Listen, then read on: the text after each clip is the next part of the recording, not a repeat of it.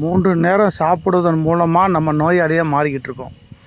நம்முடைய சக்தியை இழந்துக்கிட்டு இருக்கோம். நம்முடைய ஆரோக்கியத்தை இழந்துக்கிட்டு இருக்கோம்.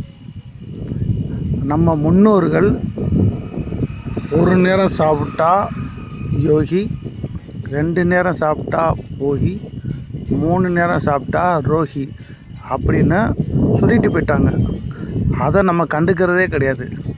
மற்றவன் கொண்டு வந்த கலாச்சாரத்தை பிடிச்சிக்கிட்ட மாதிரி இந்த உணவு கலாச்சாரத்தை பிடிச்சிக்கிட்டு நம்முடைய ஆரோக்கியத்துக்கு நம்மளே ஆப்பு வச்சுக்கிட்டு இருக்கோம். நீங்கள் ஆரோக்கியத்துக்கு ஆப்பு வைக்கிறது மூலமாக மருத்துவமனைக்கு வருமானத்தை கொடுத்துக்கிட்டு இருக்கீங்க. உங்களுடைய மொத்த உழைப்பும் சரி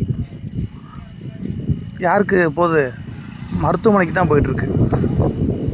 மருத்துவமனைக்கு போகாமல் இருக்கணும் அப்படின்னா முதல் கட்ட வேலையாக 2 நேர உணவுக்கு மாறுங்க.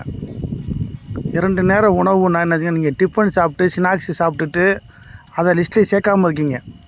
நீங்கள் ஸ்நாக்ஸு சாப்பிடுவது கூட ஒரு நேர உணவு என்பதை மறந்து விடாதீர்கள். ஸ்நாக்ஸு ஒரு நாளைக்கு 4-5 தடவை சாப்பிட்டுட்டு சாப்பாடு 3 டைம் சாப்பிட்றீங்க அப்படின்னா அது 8 டைம் சாப்பாடாக மாறிடும். 8 நேர உணவாக மாறிடும்ன்றதை புரிஞ்சுக்கோங்க. உங்கள் உடம்பு அதுக்கு ஏற்றபடினா டிசைன் பண்ணப்படலை. உங்கள் உடம்பு 12 மணி நேரத்துக்கு உணவு அதுக்கு போதுமானது அப்படின்னா 2 நேர உணவு தாராளமாக போதுமானது, ஆரோக்கியமானது. 2 நேர உணவு எடுத்து பழகுங்க. ஒரு மண்டலம் கிடச்சி உங்கள்கிட்ட எனர்ஜெட்டிக்காக இருப்பீங்க. உங்களுக்கு அசதியே வராது, டயர்ட்னஸ் வராது. இன்னொரு ஒரு முக்கியமான விஷயத்த சொல்கிறேன். போக வாழ்க்கை, அதாவது உங்களுடைய செக்ஸ் லைஃப்பு மிக சிறப்பாக இருக்கும்னு நீங்கள் நினச்சிட்டிங்கன்னா கம்பல்சரியாக 2 நேர உணவுக்கு மாறிடுங்க.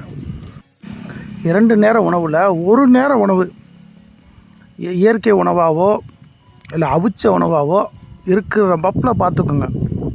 நான் பெரிய பத்தியம்னு உங்களை சொல்லலை.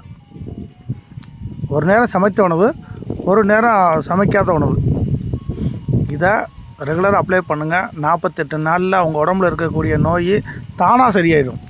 யாருடைய உதவி வேணாம், எந்த மருந்து எடுக்க வேணாம், தானாகவே சரியாயிடும். அதனால் கவனமாக இதை நடைமுறைப்படுத்துங்க.